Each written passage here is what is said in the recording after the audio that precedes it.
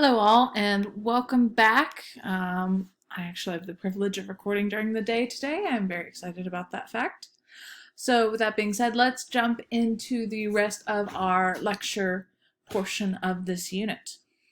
So we've been talking about evolution, the forces of evolution, and the evidences behind it. But we need to talk now about how we document this on paper, how we lay out these family trees, and speciation itself, the building of what causes a new species and what is the definition of a species itself. So this first part should be a review to you guys. Most of you have seen and had to answer questions based on a phylogenetic tree. It's basically a hypothesis of the evolution of species. You take the evidence you have and you lay it out based on DNA and data points and fossil evidence, and you place species based on their connectivity to other species. The roots of the tree are ancestors and the tips are the descendants. What's ever at the bottom is usually the oldest species. If there is a split, there's a speciation event that has occurred.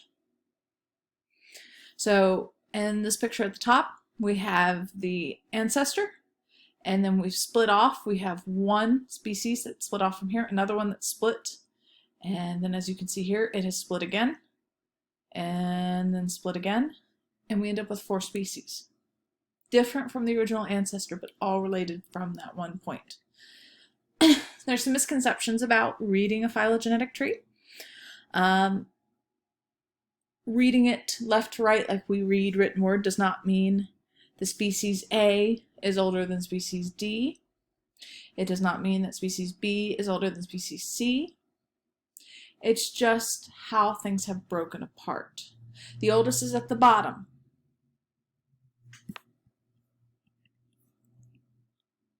There's no correlation reading left to right on how complex the species are either. The speciation break, a lot of stuff could have happened during this time, and this time, and this time. And this could have been one species at the start and a completely new species at the end. So, you can read phylogenetic trees from left to right or right to left, as long as you remember who's more closely related. Another way you can document evolution are cladograms. Now they look very similar to phylogenetic trees, but the biggest difference here is this is a map laying things out based on characteristics. They don't have to actually be closely related. You're mapping things out, which is what we used to do, based on similarities and making hypotheses about when those traits came about. So you're mapping probably primates and rodents closer together than you would amphibians and so on and so forth. But you're mapping them out based on what you see, not the fossil evidence, not the genetics, more on just the characteristics they display. And this gets us to our main point of today's lecture, speciation, the breaking points at these phylogenetic trees. So take a moment and answer the question. What words come to mind when you try to define a species? Give me a good species definition. Not when you Google, just a species definition. Whatever comes to your mind, write it down. We have 2 definitions of a species we used to use back when we were gathering all of this evidence and details on what a species is. Both have flaws, and from those flaws we've created a new and better definition of species. So let's look at the 2 previous definitions. There is the morphological concept. Morphology is visual. So animals that look very similar are the same species. There are some problems with that. For instance, you can have animals that are similar but are actually different species. There are many different species of rabbits, many different species of frogs, different species of cats, but they look similar. They are more closely related genetically, that is true, but That doesn't always mean the same thing. And sometimes in a species, you can get drastically different phenotypes, though they are genetically the same species. The males and females can look incredibly different, or depending on the area, that species could look different as well. My example is the anglerfish. Believe it or not, what you're used to seeing depicted as an anglerfish is the female. The female is a very large fish with the little reel of light at the top to attract prey. Here's the male. The male is smaller than one of these females' teeth. That's a big difference. If you encountered both of these, you would not think they were related at all. But that's why the morphological definition does not work by itself. Because you get situations like this and they're drastically different. But genetically, they're species. They can also mate. That's the biological one. This is a population of organisms that can successfully interbreed and produce fertile offspring. This one sounds like it would work really well, but there are also some limitations here too. You can't always verify reproductive ability of things that are dead.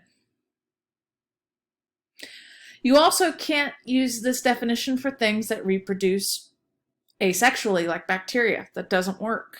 This definition does not apply. Interbreeding doesn't happen with those things. They do produce fertile offspring, if they can reproduce again, but you really don't know.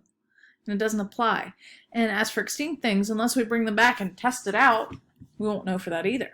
So both of these, even though they seem good at the beginning, have major flaws. So we came up with a better definition. The current definition is as follows. Members of a population that can be keyword there, morphologically similar and reproduce to make fertile offspring. Another key word with a species is fertile offspring. There are a lot of species that can interbreed, but their offspring isn't typically fertile. And we're going to get into that in a second. So that's what a species is. Now let's talk about methods of speciation, how we get new species.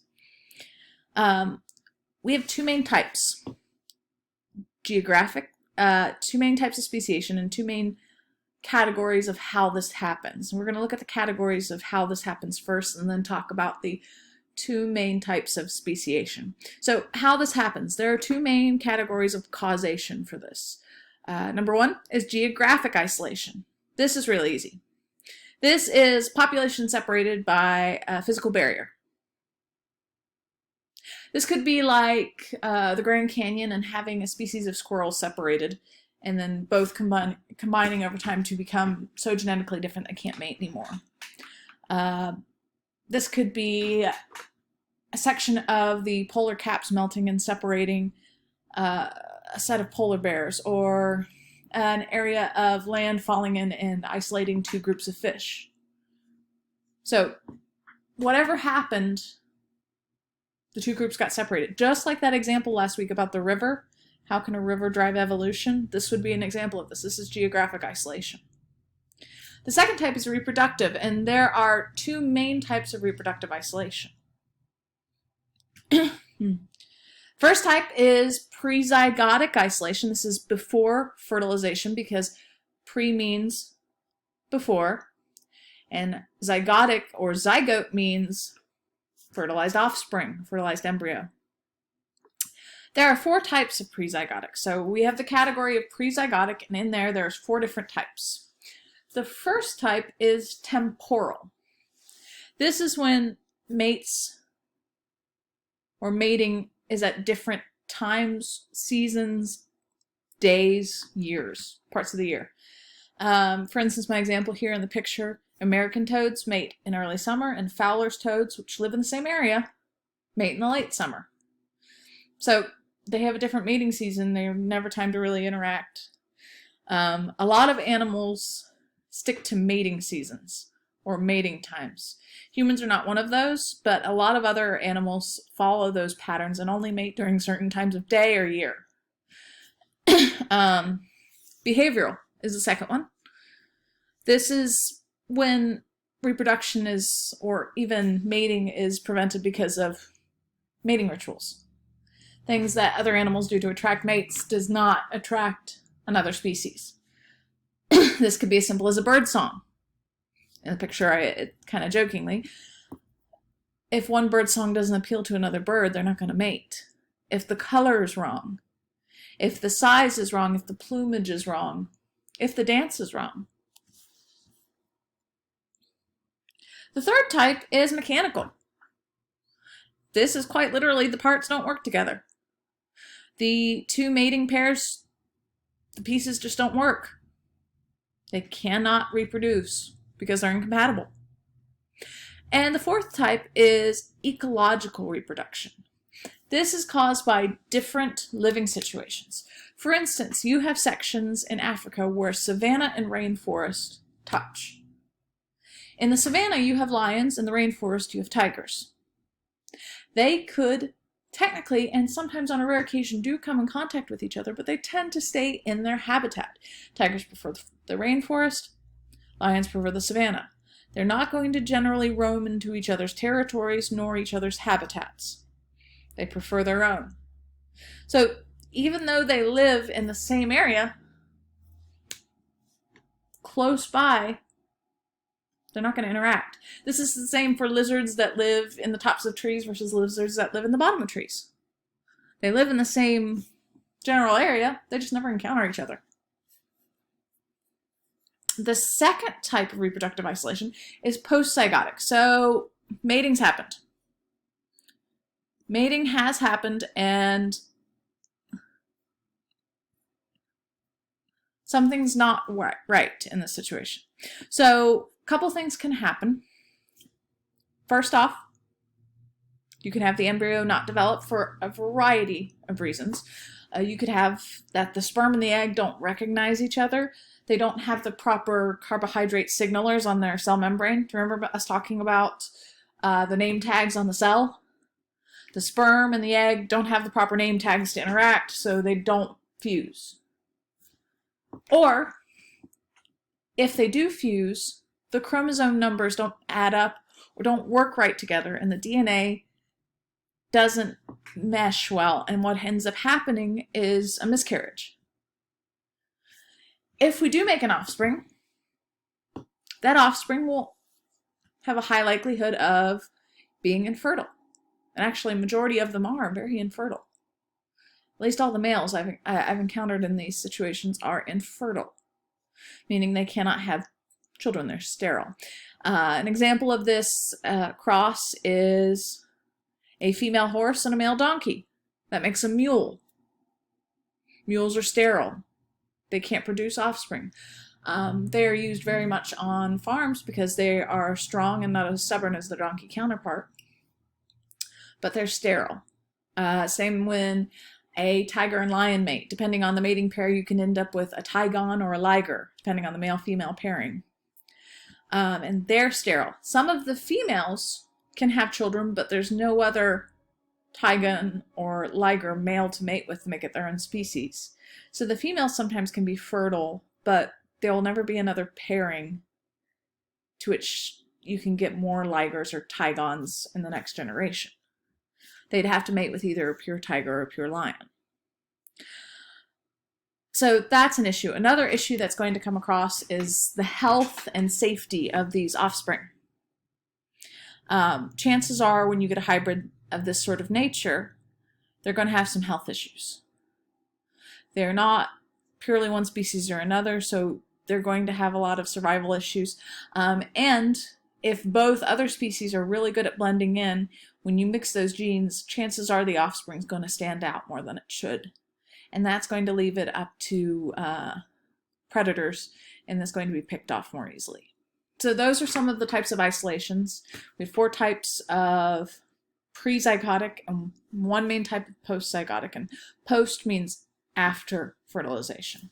And I'm going to stop it right there because I'm running out of time. We'll be practicing this now more with the examples I've given you. You're going to decide what sort of isolation is occurring in the worksheet below this. Thank you. Have a lovely day.